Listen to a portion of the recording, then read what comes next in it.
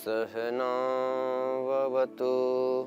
सहनौ भुनक्तु सह वीर्यं करवावहै तेजस्विनावधीतमस्तु मा विद्विषावहै। ओम शांति शांति शांति। सभी को प्रणाम नमस्कार। मैं स्वामी आदिदेव इंडिया टीवी के साथ हरिद्वार पतंजलि योगपीठ से आप लोगों के साथ जीवन में शरीर का एक बहुत बड़ा उद्देश्य होता है जो हम शरीर के माध्यम से पूरा करते हैं, और उसमें शरीर एक आधार होता है किसी भी पूर्ति के लिए। तो शरीर को सबसे पहले आवश्यकता होती है स्वास्थ्य की। जब तक हमारा स्वास्थ्य नहीं सही रहेगा तब हम किसी भी कार्य को पूर्ण नहीं कर सकते। पूर्णतः सफलता हमको प्राप्त नहीं हो पाती। मेंटली हो, इमोशनली हो, हम भावनात्मक वैचारिक रूप से या शारीरिक रूप से जब तक हम सामर्थ्य नहीं हो पाते तब तक हम किसी कार्य को भी पूर्णता करने में सक्षम नहीं हो पाते। इसलिए आवश्यक है सबसे पहले शरीर को स्वास्थ्य से युक्त रखना, क्योंकि स्वास्थ्य ही आधार है इस शरीर का। जब तक स्वास्थ्य नहीं तब तक शरीर में जो है आप अपने कार्य को सफल नहीं बना सकते। इसलिए आज सभी को, संपूर्ण मानव जाति को आवश्यकता है शरीर को स्वस्थ रखने की। स्वस्थ हो शरीर हमारा, तन मन धन से सही प्रकार से हमारा शरीर स्वस्थ, आहार के माध्यम से, विचार के माध्यम से, व्यवहार के माध्यम से हमारी एक सही दिशा निर्देश हो समाज के लिए, राष्ट्र के लिए।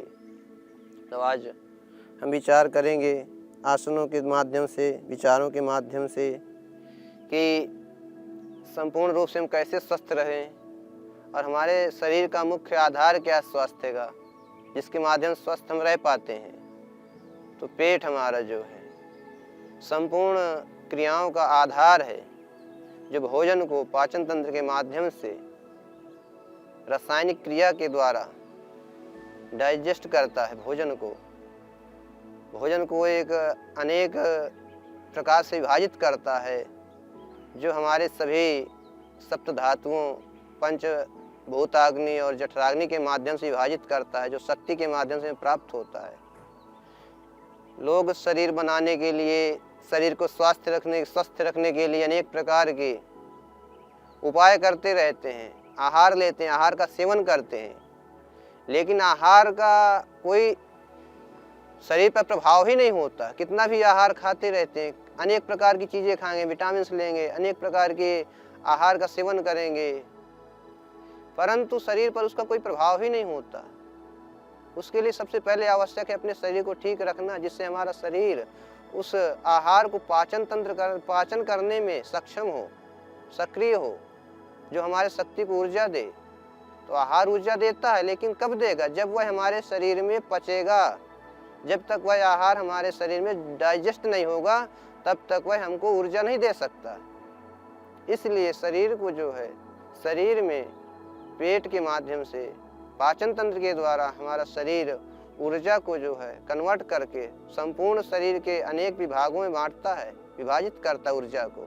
रस, रक्त, मांस, मेद, अस्थि, मज्जा, शुक्र, सप्त धातुओं के रूप में ऊर्जा को कन्वर्ट करता है, जो हमारे संपूर्ण नस नाड़ियों, एक एक सेल तक ऊर्जा हमारी जाती है। तो उसके लिए हम आज प्रारंभ करेंगे आसनों के माध्यम से, कैसे हम अपने पाचन तंत्र को, डाइजेस्टिव सिस्टम को ठीक रखें, कि हम जो खाएं वह हमारे शरीर पर लगे, उसका असर दिखे। क्योंकि जब तक हम असर नहीं दिखेगा, परिणाम नहीं आता, तब तक हमें जो है अपने आप में संतुष्टि नहीं हो पाती। हम कोई भी आहार लें, लोग अनेक प्रकार की चीज़ें खाएंगे, लेकिन उनको यह बोध नहीं होता कि ये हो क्यों नहीं रहा, हमारे शरीर में इसका इफेक्ट क्यों नहीं पड़ रहा। तो उसके लिए आवश्यकता है कि हमारा शरीर, पाचन तंत्र सही रहे, तब जाकर के वह शरीर पर प्रभाव डालेगा। तब एक शक्ति, ऊर्जा, उत्साह ये हमारे शरीर पर दिखता है, जब ऊर्जा हमारे अंदर होती है। तो इसलिए हम प्रारंभ करते हैं आसनों के माध्यम से कि हम अपने पाचन तंत्र को कैसे ठीक रखें, कैसे हमारे अंदर की शक्ति अभिव्यक्त हो, दिखे, लोग उससे प्रभावित हों। तो सबसे पहले हम प्रारंभ करेंगे वज्रासन। वज्रासन बहुत ही सहज सरल आसन है। इसमें आप भोजन के बाद बैठ सकते हैं, बैठा जाता है, बैठते हैं। भोजन करने के पश्चात वज्रासन में, वज्रासन करने की विधि यही है, दोनों पैरों को मोड़कर इस स्थिति में, और बैक साइड से हम दिखा दे रहे हैं आपको कि ऐसे होते हैं पैर, और ऐसे ये स्थिति रहती है वज्रासन की। इसमें भोजन के पश्चात आप 10 से 15 मिनट, 5 मिनट, 10 मिनट, जैसे समय है आपके पास वैसे आप बैठ सकते हैं। तो वज्रासन के माध्यम से हम अपने डाइजेस्टिव सिस्टम को, अपने शरीर में जब भोजन जाता है तो स्थिर होता है, रासायनिक क्रिया उत्पन्न होती है भोजन में, तो हम उसके माध्यम से आराम से बैठ करके, क्योंकि भोजन के पश्चात तुरंत जो है किसी भी कार्य में संलग्न होना, एकांत रूप में आराम से बैठ जाइए 5 से 10 मिनट के लिए, और वज्रासन बैठे रहिए सामान्य रूप से। उसका प्रभाव ये होगा भोजन आसानी से, क्योंकि इमोशनल पावर जो हमारी मस्तिष्क के जो नर्वस सिस्टम है वह भी सक्रिय होते हैं भोजन को पचाने में, रासायनिक क्रिया उत्पन्न करने में। तो इसलिए हमें जो है वज्रासन में बैठना चाहिए। इससे भोजन हमारा, और हम शांत होते हैं, इससे जो है शांति आती है शरीर में, चित्त में, मन में। भोजन तो डाइजेस्ट होता ही है, पाचन तंत्र सक्रिय होता है, इसके माध्यम से हमारे चित्त में भी शांति आती है, हमारी इंद्रियां भी शांत हो जाती हैं। तो इसलिए वज्रासन में बैठना चाहिए। यह प्रथम आसन हुआ वज्रासन, जिसके माध्यम से आप भोजन के पश्चात बैठ सकते हैं। शाम को, दोपहर को, सुबह जैसे आप भोजन आहार लेते हैं वैसे बैठा जा सकता है। अगला आसन है मंडूकासन। मंडूकासन को आप सभी जानते होंगे, डायबिटीज आदि में भी करते हैं, रोगों में, अनेक प्रकार के रोगों में। ये पाचन तंत्र भी हमारे पेट की सक्रिय करता है, पेट को, जिसके माध्यम से सही प्रकार की रासायनिक क्रिया उत्पन्न होती है। तो मंडूकासन के लिए सबसे पहले हम अपने हाथ को बंद करेंगे इस विधि से, और दोनों हाथों को जो है, हथेलियों को अपने बंद करके नाभि के पार्श्व भाग से साइड में ऐसे रखते हुए और नीचे की ओर झुकेंगे आराम से, धीरे धीरे सांस छोड़ते हुए, सहज अवस्था में, कोई खिंचाव नहीं, कोई तनाव नहीं, सामान्य अवस्था में।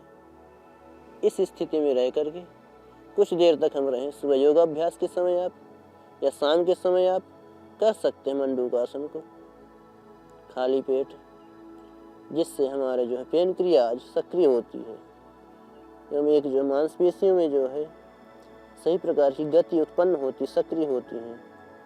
हमारे अंदर एक ऊर्जा का स्राव होता है जो हमारे पाचन तंत्र को सक्रिय और पूर्णता से हमारे भोजन को पचाने में कन्वर्ट करता है, भोजन की रस आदि को, क्रिया को। इसलिए आवश्यक है मंडूकासन। इसको जो है डायबिटीज आदि में भी करते हैं। डायबिटीज की समस्या है तो ही कर सकते हैं।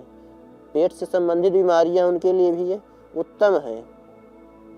एसिडिटी, गैस, कब्ज बनी रहती है, भूख नहीं लगती, अजीर्णता समस्या रहती है, उसमें जो है मंडूकासन का अभ्यास हुआ जाए। प्रथम अभ्यास। दूसरी क्रिया मंडूकासन की होती है, बाएं हथेली को आप इस प्रकार से कर कर श्वास छोड़ते हुए उसके ऊपर दाहिनी हथेली, तत्पश्चात नीचे की ओर झुकते हैं।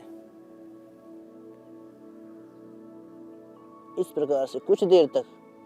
बहुत समस्या जिनको रहती है, भोजन पचता नहीं है, गैस की समस्या रहती है, अजीर्णता की समस्या रहती है, वह कम से कम 5 से 10 मिनट इसका अभ्यास डेली करें, दोनों टाइम करें। यह मंडूकासन की द्वितीय क्रिया है, जिसके माध्यम से आप करके मंडूकासन को एक सहज अवस्था में आ सकते हैं और अपने भोजन को पाचन करने में, भोजन को रस के रूप में कन्वर्ट करने में अत्यंत भूमिका होती है इसकी, जिसके माध्यम से यह हमारे शरीर में सक्रिय करता, ऊर्जा देता है, प्रदान करता है सही प्रकार की। अगला आसन है वक्रासन, जो हमारे पेट के लिए, आंतों के लिए, हमारे पेनक्रियाज के लिए, किडनी के लिए लाभकारी होता है। हम वक्रासन को पहले बाएं साइड से ऐसे बायां पैर फैलाकर सीधे करके सामने की ओर, और राइट हैंड अपना पीछे, और राइट पैर को अपने जो है ऐसे नितंब से पीछे लगाते हुए, जितना अधिक आप लगा सकते हैं, और लेफ्ट हैंड हमारा इस साइड से उठता हुआ राइट लेग से इस प्रकार इस स्थिति में हम कुछ देर के लिए रुकें। इस स्थिति में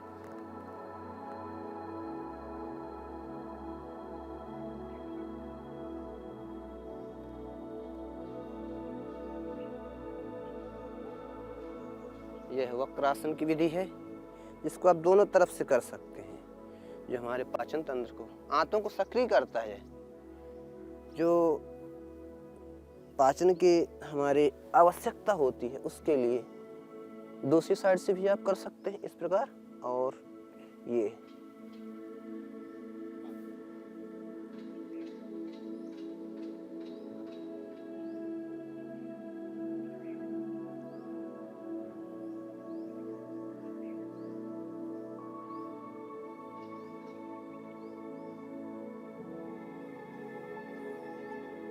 पाचन तंत्र के माध्यम से हमारी ऊर्जा, हमारा भोजन जो ऊर्जा के रूप में कन्वर्ट होता है, तब जाकर के हमें ऊर्जा मिलती है, प्राप्त होती है, जिसके माध्यम से हम सही प्रकार की क्रियाएं कर पाते हैं, विचार से, हाथ पैरों के माध्यम से, गति के माध्यम से। अगला आसन अर्धमत्स्येंद्रासन।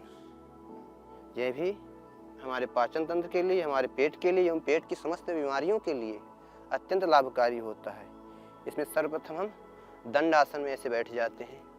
ये दंडासन की स्थिति हो गई, हम इसे बैठे रहते हैं। तत्पश्चात हम अपने बाएं पैर को मोड़ते हुए नितंब से लगाएंगे नीचे, नितंब से ऐसे मोड़ते हुए बाएं पैर को इस प्रकार से पीछे की ओर, और राइट पैर को ऐसे इस प्रकार क्रॉस करते हुए हम ऐसे रख लेंगे साइड में।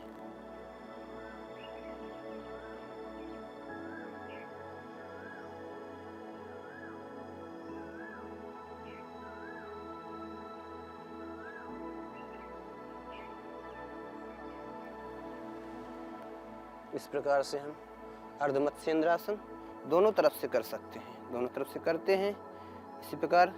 अपने राइट पैर को मोड़ते हुए नितंब से लगाएंगे इस प्रकार सीधे, और अपने दूसरे पैर को ऐसे इस साइड से दूसरा हाथ लाएंगे हम ये,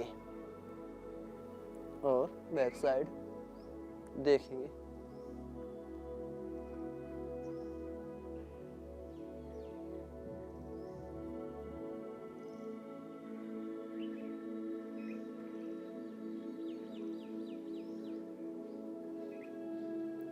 तो यह होगा अर्धमत्स्येंद्रासन, जो हमारे पाचन तंत्र को सक्रिय करता है, जठराग्नि को प्रदीप्त करता है, जिससे हमें भूख लगती है, और हमारे आंतों की जो मल जमा रहता है, अनेक प्रकार के विषाक्त पदार्थ जमा रहते हैं, विजातीय तत्व, उनको जो है निष्क्रमण करता है उनका।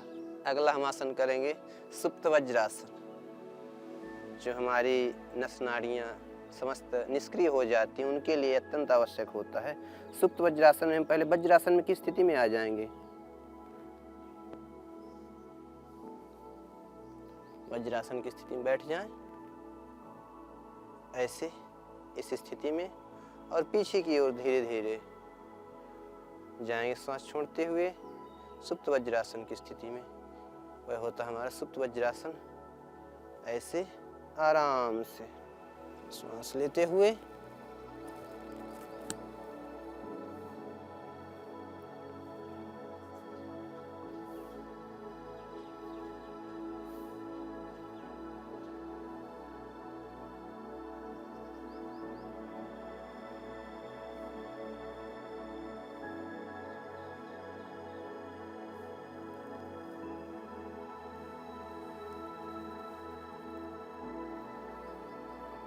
यह हुआ हमारा सुप्त वज्रासन, जो हमारे पेट को सक्रिय करता है, नस नाड़ियों को पेट की सक्रिय करता है, और हमारे पाचन तंत्र को भी अच्छे से, हमारे डाइजेस्टिव सिस्टम को क्रियान्वित करके सही प्रकार के रोगों से हमें मुक्ति दिलाता है। लोग भोजन करते हैं लेकिन वह डाइजेस्ट नहीं हो पाता है, इसलिए आवश्यकता है आसन के द्वारा, योग के द्वारा, क्योंकि आहार पद्धति देने वाला यह विश्व का, जगत का प्रथम राष्ट्र था, जिसने संपूर्ण विश्व को आहार पद्धति की शिक्षा दी।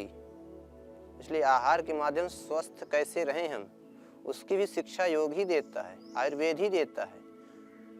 क्योंकि जिस देश से आहार पद्धति का विकास हुआ, जो सभी देशों को दिया, और वही जो है इसके द्वारा जो हो रहे हैं रोग उनका भी निदान करता है कि जो रोग हो जाते उनका निदान कैसे करें, हम उनसे मुक्ति कैसे पाएं।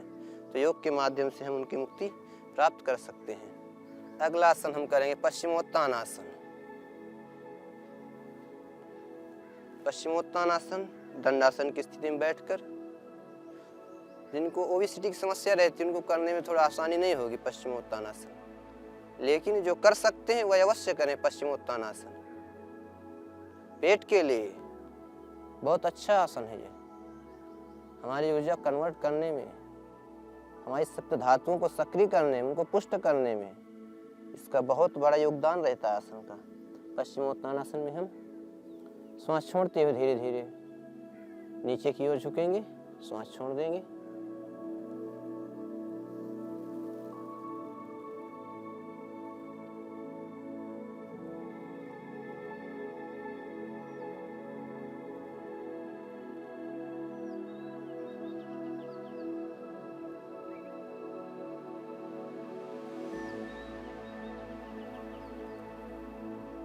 यह हुआ हमारा पश्चिमोत्तानासन, जो हमारी जठराग्नि को प्रदीप्त करता है। अच्छी भूख लगती है, और जब भूख लगेगी तो पाचन के द्वारा हमारी शक्ति जो है, शक्ति के रूप में हमारी पाचन तंत्र जो है विकसित करेगा उसको। वह शक्ति लगेगी, हमारे शरीर पर दिखेगी, उसका असर हमारे शरीर पर इफेक्ट होगा, जिसके द्वारा हमारा शरीर संपूर्णतः स्वस्थ होगा।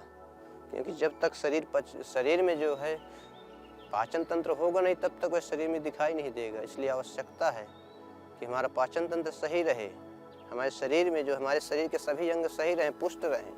और कैसे रहेंगे? जब तक आहार सही नहीं होगा। तो इसलिए आहार को सही करना आवश्यक है। पहले जब सही आहार लेंगे तो वह सही रूप से हमारे शरीर में प्रभाव डालेगा, सही रूप से पचेगा, सही ऊर्जा को देगा, सही ऊर्जा उत्पन्न करेगा, जिससे हमारे शरीर को पुष्ट करेगा। तो आहार भी हम सही लें, शुद्ध आहार लें, सात्विक आहार लें, हितकारी हितभुक मितभुक आहार हमारा होना चाहिए। 3 प्रकार से रितभुक होना चाहिए, मितभुक होना चाहिए और हितभुक होना चाहिए, जिसके माध्यम से हम अपने शरीर को जो है अच्छे लंबे आयु तक जी सकें। उसका मुख्य आधार ही आहार है। तो युक्ताहार विहारस्य युक्त चेष्टस्य कर्मसु युक्त स्वप्नावबोधस्य योगो भवति दुःखः। युक्त आहार हो हमारा, जो हमारे शरीर के लिए लाभदायक हो। क्योंकि यह शरीर जो है नेचर से बना, पांच भौतिक से बना है, पंच भौतिक शरीर है यह। और यह नेचर से उत्पन्न हुई वस्तुओं को ही ग्रहण करता है शरीर, उन्हीं को पचाता है, उन्हीं को डाइजेस्ट करता है, जो नेचर से उत्पन्न होती है, प्रकृति के द्वारा जो प्रदत्त होती है, उन्हीं वस्तुओं का जो है ये शरीर हमारा ग्रहण करता है। अन्य वस्तुओं का सेवन ना करें जो हमारे शरीर के लिए हितकारी नहीं है, जिससे हमारे शरीर को नुकसान हो, ऐसा आहार ना लें जिससे हमारा लीवर, किडनी, पेनक्रिया डिस्टर्ब हो, हार्ट हमारा डिस्टर्ब हो। नशीले पदार्थों का सेवन ना लें, धूम्रपान का सेवन ना करें, क्योंकि इससे क्या होगा, हमारा शरीर नष्ट होता है। जब तक इसका बोध नहीं होगा कि हमारा शरीर स्वस्थ रहे, तब तक हमारे अंदर जो विकार उत्पन्न होते रहते हैं और हम नशे से युक्त होकर के उन चीज़ों को ग्रहण करते रहते हैं। हमें पता होना चाहिए कि हमारा शरीर स्वस्थ रहे। तो हमारा पश्चिमोत्तानासन हो गया हमारा संपूर्ण। इसके बाद हम उत्थित पद्मासन करेंगे, जो थोड़ा जो है कठिन होता है, लेकिन अभ्यास करने से युवा पीढ़ी कर सकती है। आज आवश्यकता है कि हमारी युवा पीढ़ी कैसे योग के माध्यम से अपने आप को स्वस्थ रखे, सही रखे, नई दिशा की ओर जाए, नई प्रेरणा से युक्त हो और अपने जीवन को एक अच्छे लक्ष्य के लिए शरीर के माध्यम से, मन, विचार, वाणी, व्यवहार, स्वभाव के माध्यम से अपने आप को जो है सही दिशा की ओर प्रेरित करें। इसलिए हमें आवश्यकता है योग की। उत्थित पद्मासन, सर्वप्रथम पद्मासन लगा के बैठते हैं। कई लोगों को पद्मासन नहीं लगता, तो पद्मासन की विधि यही है। अपने बाएं पैर को उठाते हुए इस प्रकार से ऐसे ऊपर रखेंगे थाई के, और दूसरे पैर को भी अपने उठाते हुए ये हो गया हमारा पद्मासन। इस स्थिति में बैठना चाहिए। पद्मासन में हम दोनों हाथ ऐसे साइड से करते हुए ऊपर की ओर श्वास भरते हुए रोकेंगे।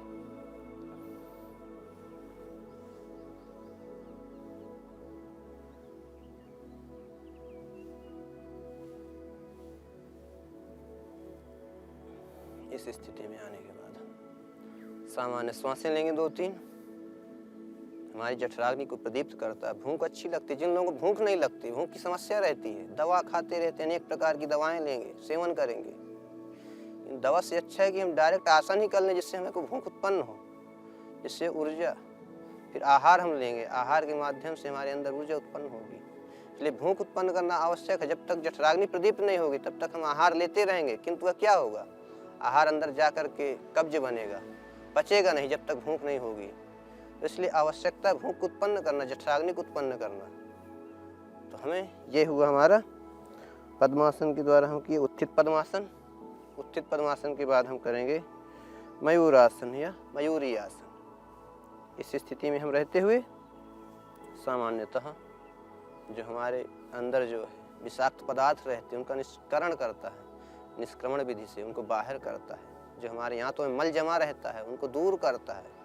मयूरी आसन का अभ्यास युवाओं के लिए है, जिनको भूख नहीं लगती, जठराग्नि प्रदीप्त नहीं होती, खाते हैं लेकिन शरीर में लगता नहीं है, शरीर में पोषण नहीं प्राप्त होता उनको। इसके माध्यम से हम मयूरी आसन, पद्मासन में बैठे बैठे हम इस प्रकार से, और ये स्थिति में आ जाएंगे।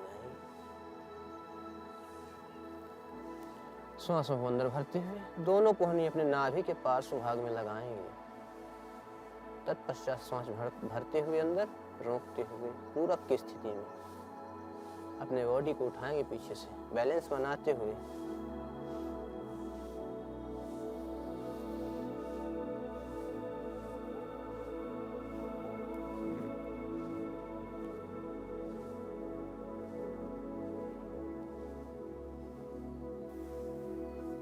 यही होगा हमारा मयूरी आसन, जो हमारे पाचन तंत्र को, हमारे अंदर विषाक्त पदार्थ जो जमा रहते हैं वह कैसे बाहर निकले। जैसे प्रत्येक गाड़ी को एक सर्विसिंग की आवश्यकता होती है कि सर्विस की जाती है गाड़ी की, वैसे यह शरीर भी है। शरीर की सर्विस कैसे करें हम? क्या दवा खाकर सर्विस हो जाएगी? नहीं, ऐसा नहीं है। शरीर में हम ऐसे योग के द्वारा जो है अपने शरीर की सर्विस कर सकते हैं। शोधन क्रिया के माध्यम से शुद्ध कर सकते हैं, षटकर्म के माध्यम शरीर को शुद्ध कर सकते हैं। धौतिर्वस्तिस् तथा नेतिस् त्राटकम नौलिकम तथा कपाल भातिश्चेतानि षटकर्माणि प्रचक्षते। षटकर्म के माध्यम से शरीर को शुद्ध कर सकते हैं। तो अगले आसन के क्रम में हम योग मुद्रासन का अभ्यास करेंगे, जो हमारे पाचन तंत्र के लिए अत्यंत लाभकारी है एवं हमारे अंदर एक नई ऊर्जा को जो है प्रदान करता है। सर्वप्रथम हम बाएं हथेली को ऐसे और श्वास छोड़ते हुए करें हम।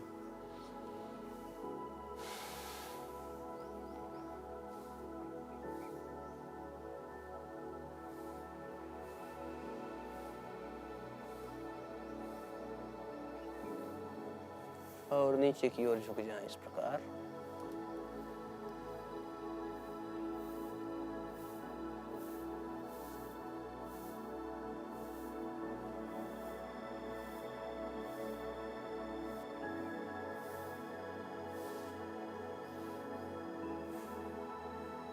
जिनको पेट की बहुत ज़्यादा समस्या रहती है, लीवर आदि की, किडनी की, पेनक्रियाज की, डायबिटीज आदि अनेक प्रकार की बीमारियाँ एवं अजीर्णता की, भूख नहीं लगती, डकार आती है, कच्ची डकार आती रहती भोजन के बाद, तो आसनों का अभ्यास जरूर करें, जिसके माध्यम से हम संपूर्ण रूप से स्वस्थ हो सकते हैं। युवा वृद्धवती वृद्धो वा व्याधितो दुर्बलोऽपि वा अभ्यासात् सिद्धिमाप्नोति सर्वयोगेषु स्वतंत्रितः। युवा हो, वृद्ध हो, अति वृद्ध हो, रोगी हो, सही प्रकार की बीमारियों से जो युक्त हो, परंतु योगाभ्यास के माध्यम से वह प्रमाद रहित होकर जब योग का अभ्यास करता है तो सही प्रकार की सिद्धियों को प्राप्त हो सकता है, अर्थात वह सही प्रकार के रोगों से मुक्त हो सकता है यदि योग का अभ्यास करता है। इसलिए योग हमारे लाइफ का पार्ट नहीं है, योग हमारी लाइफ ही है, ऐसा समझें योग को। योग को हम अंग न मत बनाएं कि हमारा योग अंग है एक। योग को अपना जीवन ही समझे, यही योग है। और जीवन है जहाँ वहीं योग है, जहाँ योग है वहीं जीवन है, ऐसा समझें हम योग को। तब जाकर के हम सही प्रकार की बीमारियों से मुक्त हो सकते हैं, वैचारिक बीमारियों से, भावनात्मक बीमारियों से, जो हमारे विचार से उत्पन्न होती हैं, अनेक प्रकार की बीमारियाँ, क्योंकि हमारा नर्वस सिस्टम प्रत्येक शरीर के एक एक अंग में गति उत्पन्न करता है। तो इसलिए हमें आवश्यकता है सभी प्रकार के रोगों से मुक्ति के लिए। तो इसलिए सभी लोगों से निवेदन है कि सभी लोग योग को अपनाएं। योग आधार है, इस संस्कृति का आधार, इस राष्ट्र का आधार है, इस शरीर के स्वास्थ्य का आधार है योग। हम योग से जुड़ें और योग को जाने, समझें और जीने का प्रयास करें सदैव, जिससे हमारी उन्नति हो, शारीरिक उन्नति, मानसिक उन्नति, भौतिक उन्नति, आध्यात्मिक उन्नति योग के माध्यम से हो। तो इसलिए हमें आवश्यकता है सभी को योग का हम अभ्यास करें। कपालभाति प्राणायाम करने के लिए हमको एक मुद्रा पर बैठना होगा, क्योंकि मुद्रा के माध्यम से हमारे शरीर में स्थिरता उत्पन्न होती है। जब स्थिर शरीर रहेगा तो हमारा मन स्थिर रहेगा, जब मन स्थिर रहेगा तो प्राण अपने आप स्थिर हो जाएगा, क्योंकि प्राण के माध्यम से ही यह शरीर स्वस्थ है। जब प्राण हमारा स्वस्थ है, प्राण अपान व्यान समान उदान, जो 5 प्रकार के प्राण बताए, नाग कूर्म कृकल देवदत्त धनंजय, 5 प्रकार के उप प्राण बताए, जो हमारे शरीर में एक एक प्राण का अलग अलग कार्य होता है, जो शरीर को एक ऊर्जा देता है। तो इसलिए प्राणों की शुद्धि के लिए प्राणायाम का अभ्यास, शरीर के शोधन के लिए, नस नाड़ियों के शोधन के लिए प्राणायाम का अभ्यास। तो कपालभाति प्राणायाम के लिए मुद्रा के माध्यम से जब हमारे अंदर स्थिरता उत्पन्न होती है, महर्षि घृण्य कहते हैं मुद्रा स्थिरता चैव, मुद्रा के द्वारा जो है स्थिरता प्रदान होती है। तो इसलिए मुद्रा में बैठ करके हम प्राणायाम का अभ्यास करें, कपालभाति प्राणायाम।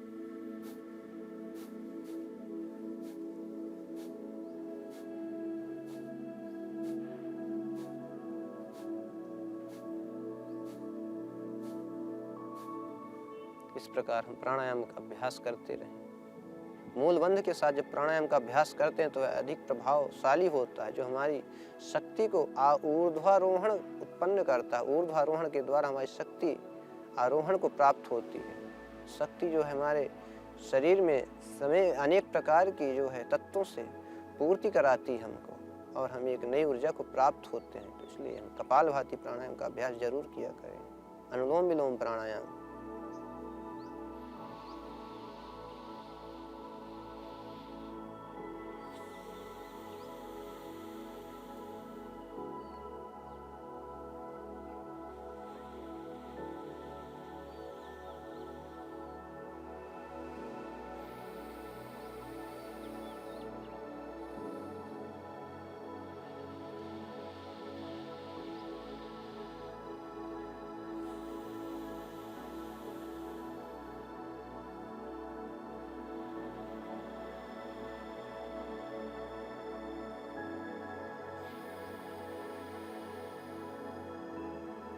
इससे हमारे प्राण पुष्ट होते हैं। प्राणों में जो गति का अवरुद्ध हो जाता है, ऐसे में जो हमारे प्राणों की गति सक्रियता हो जाती है प्राणों में। प्राणों के माध्यम से हमारे शरीर में जो भोजन का ऑक्सीकरण होता है, भोजन पचता है। प्राण पुष्ट रहेंगे तो भोजन अच्छे से पचेगा। ऑक्सीजन अधिक से अधिक प्राप्त हो रही शरीर को, तो हमारा भोजन, हमारा आहार, सही प्रकार के द्रव्य जो हम लेते हैं, ग्रहण करते हैं, वो अच्छी प्रकार से पाचन क्रिया को प्राप्त होते हैं। प्राणायाम का भी अभ्यास करना चाहिए। इसलिए कुछ देर के लिए, अधिक समय ना मिले, 5 मिनट 10 मिनट ही अभ्यास करें, लेकिन अभ्यास जरूर किया करें। हमारे जीवन का बहुत बड़ा जो है आधार है प्राणायाम, योग, जो हम अपने जीवन में प्राप्त कर सकते हैं। संपूर्ण सुख को, संपूर्ण आध्यात्मिकता, भौतिक ऐश्वर्य को, आध्यात्मिक ऐश्वर्य को प्राप्त कर सकते हैं। हम योग का अभ्यास डेली किया करें। सभी से निवेदन है कि योग से जुड़ें, योग को समझें, जिएं, प्रयास करें योग करने का। समझ में आएगा, कुछ देर करेंगे तब जिएंगे। इसलिए आइए हम अब पूर्णता की ओर प्रस्थान करते हैं। पूर्णता के द्वारा हम फिर पुनः आपसे अगले एपिसोड में एक नई व्याधि के साथ, नए रोग के साथ मिलेंगे, जिसका हम किस प्रकार से निदान कर सकें और हम अपने शरीर को किस प्रकार से स्वस्थ रख सकते हैं। तो हम अपने आपसे हम अगले एपिसोड में मिलते हैं। आइए। ओम शांति शांति शांति।